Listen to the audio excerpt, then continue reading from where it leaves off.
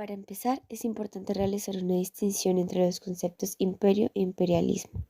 El primero hace referencia a la entidad que ejerce control sobre otros territorios y el segundo se define como la política mediante la cual el imperio se establece bajo las ideas de superioridad y dominación. En ese orden de ideas, a continuación se presentarán los distintos tipos de expresión imperial. La historia de la humanidad es la historia de las relaciones de poder, y el imperialismo es una de las formas más antiguas de dominación, pues desde la complejización de las sociedades en ciudades se ha buscado consolidar estados fuertes de manera coercitiva. Un ejemplo de ello es la ideología imperial asiria, pues se buscaba adquirir riquezas a través de la coacción. Asiria, en comparación con otros territorios subyugados, posee una organización superior. Además, en ese momento se evidencia una característica propia del imperialismo moderno, la capacidad de ofrecer a los grupos explotados unas motivaciones para aceptar el desequilibrio social y económico, convenciéndolos de que ellos también les conviene, puesto que lo que están haciendo es una obra de civilización. Posteriormente, en el contexto de la expansión europea del siglo XV, Hobsbawm catalogó a los imperios como preindustriales. La colonización europea en América tenía como objetivo alcanzar una hegemonía de sus ideales de civilización en el contexto global, idea que se mantiene intacta hasta la era de los imperios, que el autor contextualiza entre los años 1875 y 1914, debido a que es en ese momento donde nace un nuevo tipo de imperialismo en el que los países avanzados dominan a los atrasados en el marco del sistema mundo, concepto que propone Wallerstein para definir la dependencia económica causada por la división internacional del trabajo. El objetivo de este nuevo imperialismo colonial era constituirse fuertemente como tal mediante el reparto de África, la segunda expansión europea. En este punto, diversos autores dan su punto de vista acerca de lo que es el imperialismo, lo que se conoce como las teorías clásicas en torno al tema. Para este caso, nos centraremos en los postulados de Schumpeter, Lenin y Hobson, haciendo breve mención a otros tantos. Primeramente, Schumpeter relacionaba al imperialismo con una acción justificada en sí misma, es decir, la expansión por expansión, la guerra por guerra, la victoria por el mero deseo de vencer, el dominio por el afán de dominar. De la misma manera, este no era un producto del capitalismo, por el contrario, tiene un tinte anticapitalista. En su conformación, las categorías que sí tenían peso eran la historia, las tradiciones y las disposiciones psicológicas de la sociedad en cuestión. Lenin, como exponente de la teoría marxista, considera que el imperialismo es una fase del capitalismo, la cual posee 5 rasgos básicos. Primero, la concentración de la producción y del capital ha alcanzado un punto tan elevado de desarrollo que ha creado los monopolios decisivos de la vida en la vida económica. Segundo, la fusión del capital bancario con el industrial y la formación sobre la base de este capital financiero de la oligarquía financiera. Tercero, la exportación del capital, a diferencia de la exportación de las mercancías, adquiere una importancia excepcional. Cuarto, la formación de asociaciones capitalistas monopolistas internacionales que se reparten el mundo. Y 5, la culminación del reparto territorial del mundo entre las grandes potencias capitalistas. Finalmente, Hobsbawm es esencial para el estudio de las teorías imperialistas, puesto que propone conceptos como la teoría del subconsumo, que trata de la desigualdad en la distribución de riquezas que provoca que grandes cantidades de dinero sean improductivas. Por eso nace la inversión económica extranjera mediante lo militar y lo político, es decir, el imperialismo, cuyo agente principal es la coalición imperialista. Ahora bien, con respecto a las formas de economía capitalistas, para Lenin, el imperialismo solo alcanza este punto cuando se ha dado la sustitución de la libre competencia capitalista por el monopolio capitalista.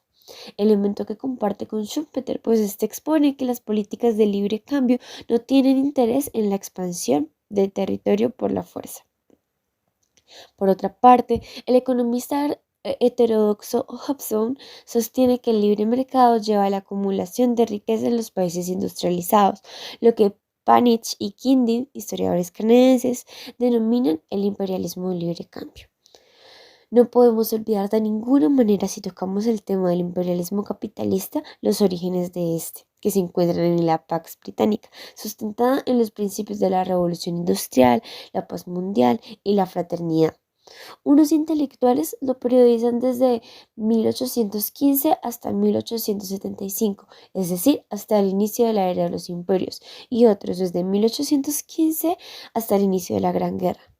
Creemos que el ejemplo de Joseph Chamberlain retrata fielmente sus ideales, pues lo que buscaba mediante su propuesta del imperialismo social era invertir económicamente en las colonias británicas con el fin de volver productivas las tierras y obtener ganancias, aunque lo hicieran bajo el lema de la misión civilizadora.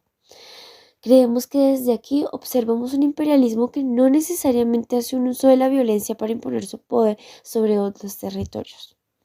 Después de 1945, Estados Unidos, al tener a su competencia Europa destrozada por las guerras, reafirma su hegemonía mundial mediante el imperialismo del capital.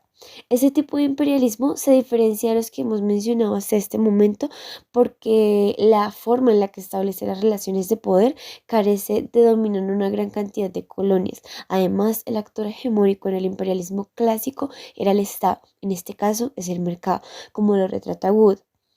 Estas relaciones están basadas en la idea de que existe una libertad de mercado, pero creemos que mediante las formas sutiles de mercados fuertes y mercados débiles se aplica un imperialismo con su carácter coercitivo.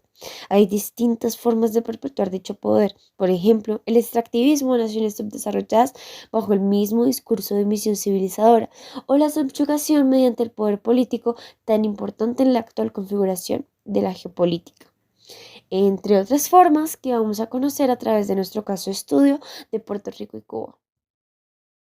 Estados Unidos es una potencia global con una estrategia política, económica y militar que ha dado lugar a debates sobre su papel como posible imperio. La nación estadounidense, sus estrategias y sus políticas económicas neoliberales han sido muy estudiadas por diversos autores y críticos del imperialismo. Estados Unidos, una joven nación que surgió en el siglo XVIII, ha experimentado un crecimiento económico, político y militar notable a lo largo de su historia. La estrategia económica de Estados Unidos se ha basado en la promoción del libre comercio y la expansión de su influencia económica en todo el mundo. Las políticas y acciones militares de Estados Unidos han respaldado su hegemonía mundial.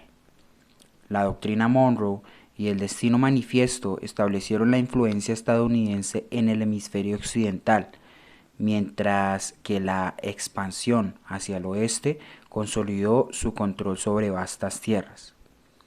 Además, intervenciones militares como las guerras en Irak y Afganistán han sido interpretadas como ejemplos de su proyección imperialista. Entonces, ¿qué relación existe entre Estados Unidos y el imperialismo?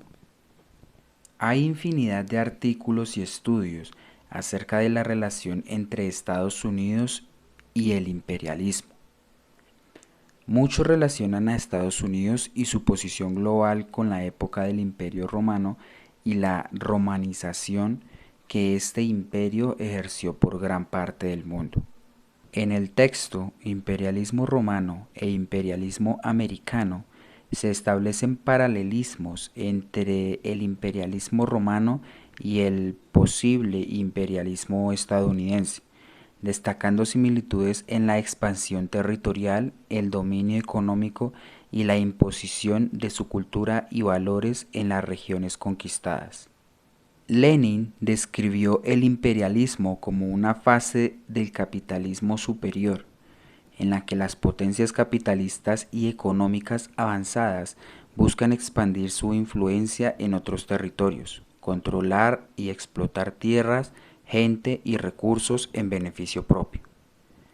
Estados Unidos ha sido relacionado y considerado como un ejemplo de este tipo de imperialismo, ya que, de manera similar, ha ejercido una fuerte presencia global a través de su poder económico y militar, estableciendo su dominio en varias regiones del mundo. Immanuel Wallerstein menciona en su texto La decadencia del imperio, Estados Unidos en un mundo caótico, que Estados Unidos se encuentra en un punto de inflexión, enfrentando desafíos económicos y políticos en un mundo en constante cambio. Aún con estas contradicciones en un mundo en movimiento continuo, su enfoque en la búsqueda de la hegemonía mundial ha llevado a la consolidación de un sistema económico y militar que ha sido catalogado por muchos como imperialista. El papel de Estados Unidos en el ámbito científico también ha sido muy importante. En el artículo ¿En qué anda la historia de la ciencia y el imperialismo?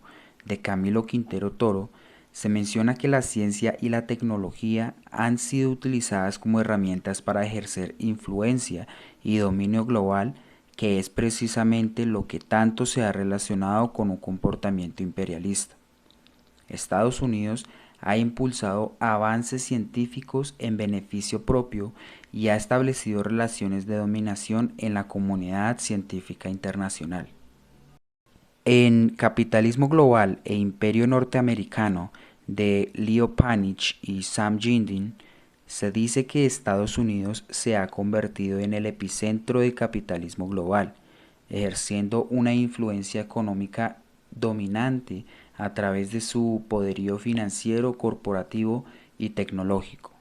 A su vez, Antonio Belisario, en su texto El nuevo imperialismo americano, sostiene que Estados Unidos ha adoptado una forma de nuevo imperialismo basada en la expansión económica y militar en busca de sus propios intereses.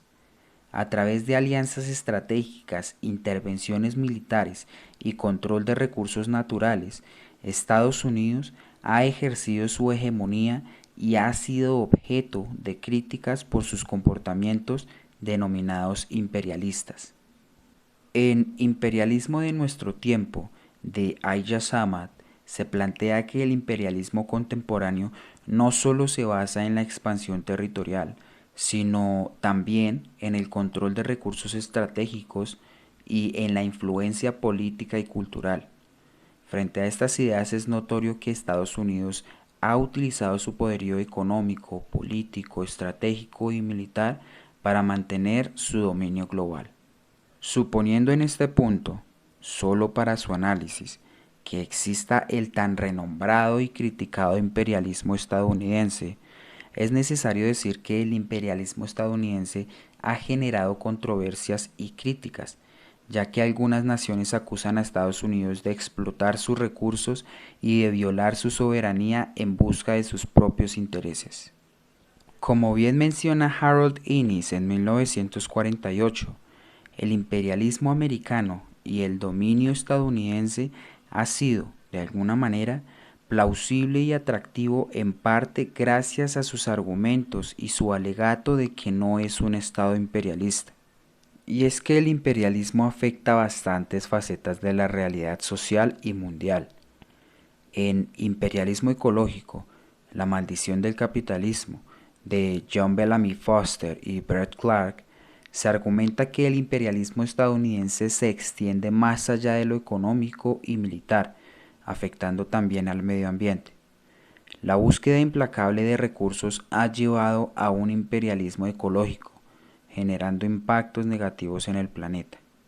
De todas las maneras posibles, hay que entender cómo las políticas y la hegemonía mundial de Estados Unidos pueden ser consideradas como formas de imperialismo, pero a su vez es necesario y muy importante continuar reflexionando sobre estos temas y analizar el impacto que tienen en el escenario global, manifestar similitudes y diferencias y no contentarse con establecer un parámetro para medir si algo es imperialista o no.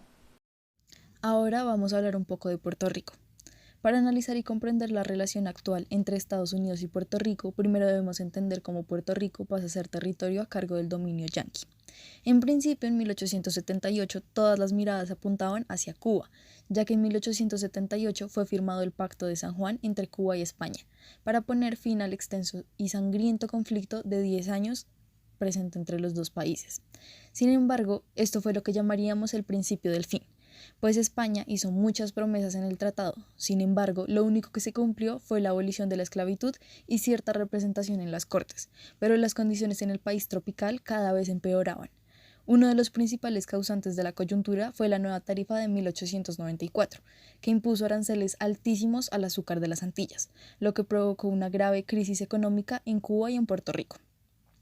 Salvador E. Casellas, en su libro Causas y antecedentes diplomáticos de la Guerra Hispanoamericana de 1895 al 98, dice: el desempleo, la pobreza y el hambre azotaron la isla, y a la creciente crisis política se unió una seria dislocación económica, una semilla revolucionaria que los patriotas cubanos no podían desperdiciar. Más adelante también dice: España no estaba dispuesta a perder la colonia más rica de su reciente imperio, y no escatimó en gastos para sofocar la rebelión militarmente. Lo mejor de sus fuerzas de mar y tierra fue enviado a Cuba, y miles de españoles se enlistaron en la península dispuestos a defender la integridad del territorio nacional. Por otro lado, en ese momento Estados Unidos estaba en una etapa de expansión interna y consolidación nacional. Había experimentado un periodo de reconstrucción después de la Guerra Civil y se había enfocado en la expansión económica interna y el desarrollo del oeste.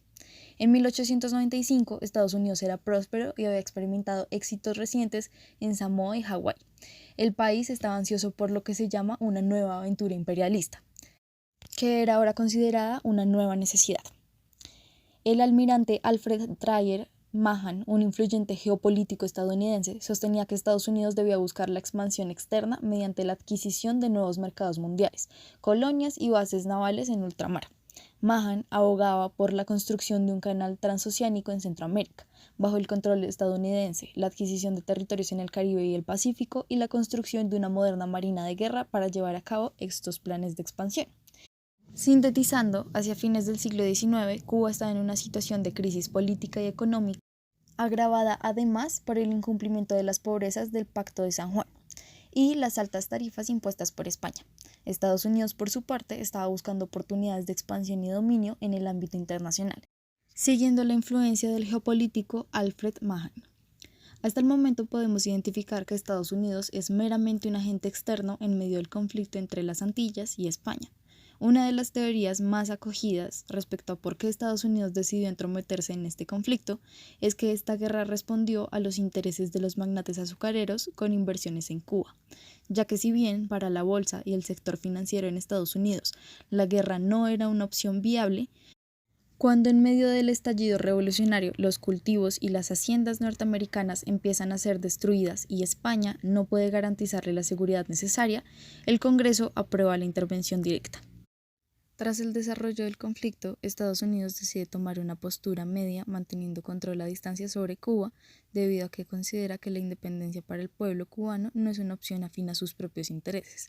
Pero, por otro lado, anexar Cuba al territorio norteamericano tampoco es una opción, ya que anexar población negra a la nación supone un riesgo estructural y Puerto Rico es entregado como botín de guerra a modo de compensación para Estados Unidos. Ahora bien, la consolidación de colonias para la nación norteamericana simboliza una gran contradicción, como menciona Gervasio Luis García en su texto El uno es otro, Puerto Rico en la mirada norteamericana de 1898. Abro comillas. Saltaba a la vista que los principios democráticos, la igualdad y el derecho a la felicidad, por ejemplo, no casaban con la captura de territorios y la sujeción de sus moradores. Cierro comillas. Por lo anterior, Estados Unidos crearía la figura de estados protegidos, territorios sobre los cuales la nación tendría control directo a nivel político, económico y militar, que, sin embargo, no pertenecerían a su territorio y no gozarían de los derechos civiles de la ciudadanía norteamericana. García nombra esta figura tutoría imperial. Esta anexión condicionada es un proceso de alta complejidad, no solo por las mismas dinámicas, sino también en el ámbito postcolonial, por lo que en este contexto surge la herramienta más necesaria, el Colonial Administration, publicado por O.P. Austin, jefe del negociado de estadística del Departamento del Tesoro de los Estados Unidos en 1901. Este texto contenía una recopilación de las hazañas de control a distancia de antiguos regímenes coloniales como España, Inglaterra y Francia. Mejor dicho, un catálogo del buen imperialista, dice García. William Howard Taft, gobernador provisional de Filipinas y posteriormente secretario de la guerra entre 1904 y 1908, que es el periodo del presidente Theodore Roosevelt en Estados Unidos, sería el lector de esta obra. Taft creía que llevar las instituciones y la ilustración a áreas no industrializadas era un deber y una tarea a la medida del capital norteamericano. Este proyecto se puso en práctica interviniendo en otros territorios del continente americano como Honduras y Nicaragua. Ante tales acciones, Austin advirtió a Taft acerca de la dependencia ya presente de materias primas y alimentos de Estados Unidos, por lo que recalcó la necesidad de ejercer un dominio multidimensional a nivel gubernamental y económico en los territorios. Como explicaba Austin en su libro, el interés por las formas de gobernar no es meramente de aquellos que gobiernan, sino también de las personas de los países que gobiernan a otros, y esta gobernanza se sirve de diversos mecanismos. Asociaciones coloniales, institutos coloniales, periódicos coloniales, libros coloniales, librerías coloniales y discusiones de asuntos coloniales, como menciona Austin en su propio libro de 1821. Estas son solo algunas de las consideraciones tenidas en cuenta para el nuevo manejo de Puerto Rico, pero también podemos observar otros aspectos que hacen parte de la estructura completa de las nuevas formas de dominio. En primer lugar, debemos notar que la clave de la posesión del territorio no es traer la civilización y mejorar las condiciones de vida de la población para que puedan posteriormente tener un autogobierno y vivir mejor. Es en realidad que esta industrialización sirva para una mayor optimización del proceso de extracción de materias primas, conocimiento y producción de servicios y recursos para el mercado europeo y estadounidense, para posterior lucro estadounidense. Cabe recalcar que aquellos gastos necesarios para el mejoramiento de la producción serían asumidos por la población puertorriqueña, para así garantizar finalmente la rentabilidad. En medio de este nuevo proceso de asimilación de la población puertorriqueña para beneficio propio, podemos identificar que en el proceso histórico ha habido distintos factores de la identidad puertorriqueña que han estorbado al proceso de asimilación, entre los que están, por ejemplo, la disputa entre nombrar a la isla Puerto Rico o Porto Rico. El argumento que motivó este debate parte de que la población estadounidense debería ser capaz de pronunciar el nombre del nuevo territorio anexado de forma sencilla y ajustado a su propio alfabeto e idioma, ignorando completamente los deseos de las personas que posteriormente serían nombradas. También es importante notar que a lo largo de este proceso distintas herramientas de invisibilización, entre estas muchos prejuicios y nociones sobre la población puertorriqueña, también sirvieron como argumento para que este control y esta autoridad sobre el territorio recibiera más legitimidad. García en su texto menciona que Mr. Root, autor del Report de 1899, argumentaba que los puertorriqueños no fueron educados en el arte del autogobierno o del gobierno verdaderamente honesto, debido a que con solo un 10% de la población alfabetizada consideraba que era imposible que un gobierno en estas condiciones respetara la ley y la autoridad. García concluye que los puertorriqueños quedaban disminuidos a escala de subdesarrollados políticos y morales. Se justificaba entonces una tutoría colonial de mano fuerte y orientadora. De la mano con el argumento anterior, también se menciona la raza y el clima como factores influyentes en la personalidad y la actitud para el trabajo de estos individuos, a quienes se les caracteriza como indolentes, vagos, perezosos y poco dedicados al trabajo. García también menciona que el discurso imperial sencillamente cabalgó sobre el discurso criollo para recordar la inferioridad del desganado puertorriqueño frente al industrioso y pujante norteamericano y, por añadidura, legitimar su doble sujeción. Con el pasar de los años, que se han convertido en décadas, las tácticas de dominación se han transformado. El control estadounidense por medio de diversos organismos ha recorrido a las tácticas de control ideológico a los infantes por medio de la educación, imponiendo el aprendizaje del inglés desde los colegios. Schneider considera que su empleo fue considerado como un requisito necesario para la adquisición de la cultura anglosajona, a la vez que se buscó eliminar todo ingrediente que pudiese fortalecer la identidad caribeña. Y la práctica de la religión católica como requisito, por otro lado, donde la cultura indígena de Puerto Rico ha quedado relegada al pasado. Carlos Rivera Santana, en el texto Una colonización doble vinculante, una reflexión política, legal y crítica, explica que, a pesar de que el linaje indígena invadió también la sangre puertorriqueña, La visión de mundo indígena y sus prácticas culturales fueron enterradas, para luego ser desenterradas y sufrir la suerte de ser la atracción principal en parques temáticos y libros de historia antigua, para promover la pulsión hacia una necrofilia antropológica. En el texto Breves consideraciones sobre el sistema colonial en Puerto Rico, de Alejandro Snyder, este menciona que también en este contexto se han recurrido a tácticas altamente violentas, por medio de los aparatos policiales y militares contra la oposición. Cito: Estados Unidos, en función de tales objetivos, ha recurrido a distintos métodos, desde el control de los medios de comunicación hasta el seguimiento de personas, pasando por el uso de detenciones, torturas y asesinatos.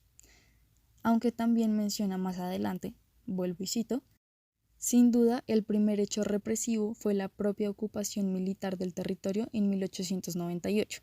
Desde ese momento, la vigilancia, el control y el castigo sobre la población fue una práctica coercitiva que se empleó en forma ininterrumpida hasta el presente. En el mismo texto también es mencionado cómo la población es sometida a estudios y experimentación médica en pro de la salud de la población estadounidense, poniendo en peligro la vida de adultos y niños en la isla.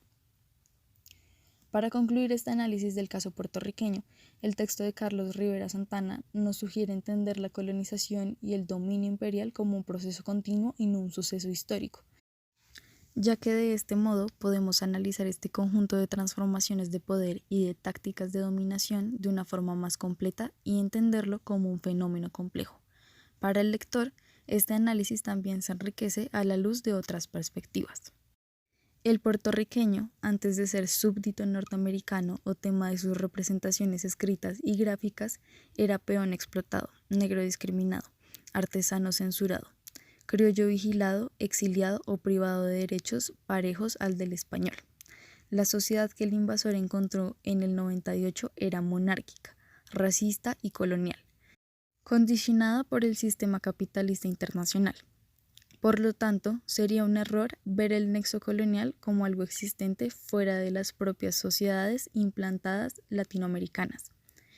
El Puerto Rico de finales de siglo era el resultado de la larga y honda articulación de imposiciones y dominaciones que desembocaron en unas estructuras económicas y sociales desiguales e injustas y en la inferioridad política de los isleños ante la corona española.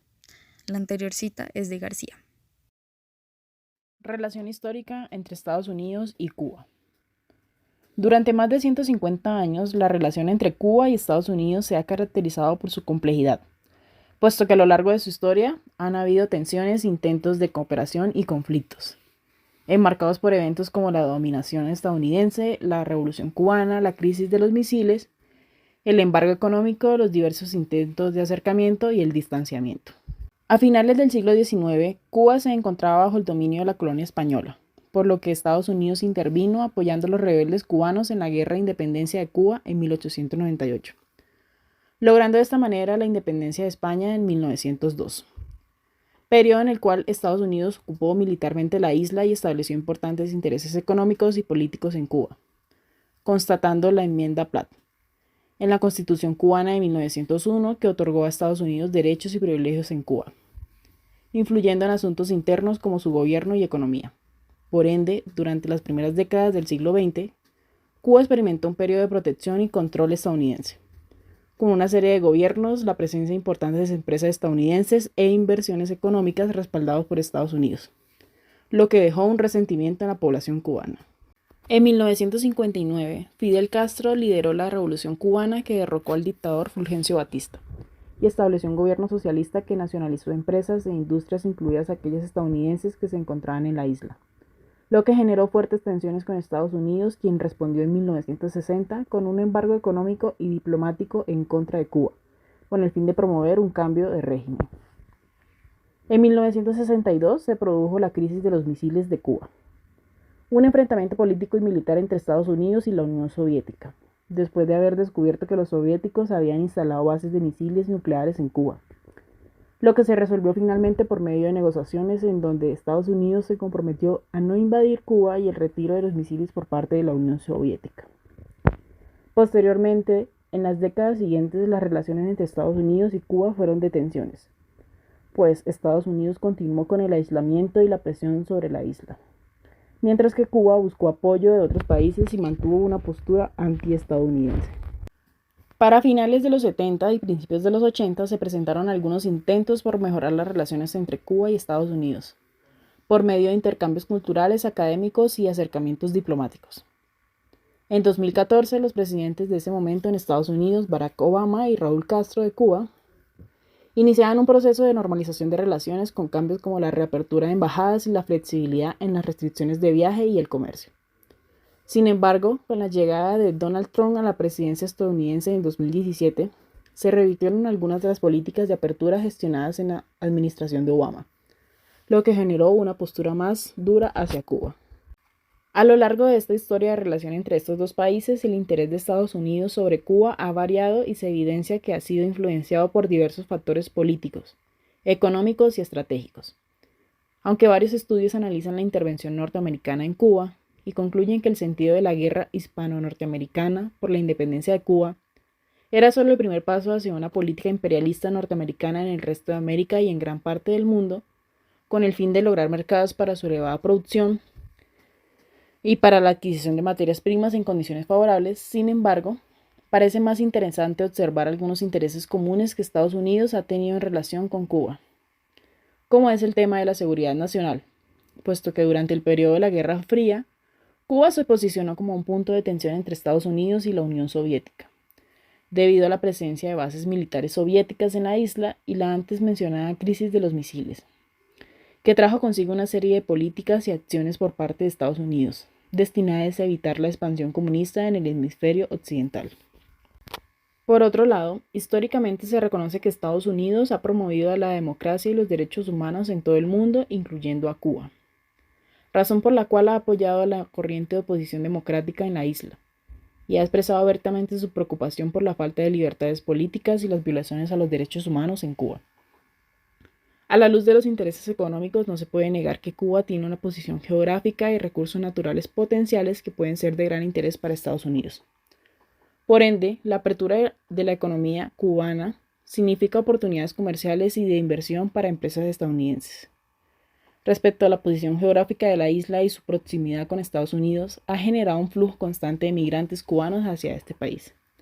Esta migración ha influido en su relación con Cuba por razones de seguridad fronteriza y la búsqueda por mantener la estabilidad en la región. En resumen, la relación que históricamente se ha desarrollado entre Estados Unidos y Cuba hasta la actualidad se caracteriza por su complejidad y los diversos cambios que ha tenido. El interés de Estados Unidos sobre Cuba ha girado en torno a temas como la seguridad nacional, la promoción de la democracia y los derechos humanos, los intereses económicos y la gestión de la migración. Estos intereses y prioridades entre ambos países evolucionan a medida que se producen cambios políticos, económicos y sociales tanto en Cuba como en Estados Unidos y en la región en general. Entonces, ¿podríamos decir que Estados Unidos es un imperio? La relación entre Estados Unidos y el mundo ha sido objeto de debate respecto a si esta nación puede considerarse un imperio o no. Estados Unidos ejerce una forma de imperialismo que va más allá de lo simbólico y atraviesa corporalidades y territorios.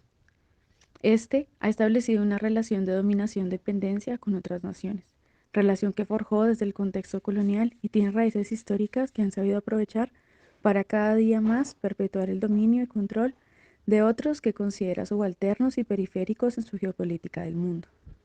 A través de las intervenciones militares y bajo la supuesta defensa de valores deseables universalmente como la libertad o la vida, ha ejercido influencia política y económica en diferentes partes del mundo, buscando expandir su poder y asegurar sus intereses. Sus alcances llegan a la producción científica, que debe ser validado por sus instituciones de conocimiento, lo mercantil, en el control de producción y mercancía de alimentos y mercancía para la vida diaria, a través de múltiples actividades, organizaciones, ONGs y transnacionales que monopolizan y por tanto regulan las formas de producir de otros. La construcción del sueño americano es la muestra de un control simbólico a través de su influencia cultural y mediática, imponiendo sus valores y estilos de vida a nivel global, regulando el consumo y los cuerpos, las identidades, el territorio. En la era globalizada, la información va más allá de la frontera física que rige más como símbolo y statement político de frontera en tanto recursos y demarcación de nuevas configuraciones de mapeos con ayuda de las nuevas tecnologías. Pero incluso el hecho de mapear nuestras cuadras está regulado por una empresa como Google. El poder, el dinero y la regulación del mercado que da la bolsa y el posicionamiento del dólar como determinante para las demás economías es clave para el rastreo de las relaciones de dependencia que no solo heredan, sino mantienen al día de hoy Puerto Rico y Cuba. Entonces, es posible afirmar que las relaciones de dominación y dependencias actualmente se han complejizado, interiorizado y heredado de forma tal que las relaciones de dominación nos obligan a entender no solo el extractivismo en tanto recursos naturales, humanos, epistemológicos o de cuerpos para el consumo, sino como una compleja red de opresión en la que la libertad y la identidad de los dependientes está supeditada por una larga cadena de violencias y dominancias que muy difícilmente permiten una real movilidad social de la estructura imperial que mantiene el mundo y sus relaciones de centros y periferias del poder.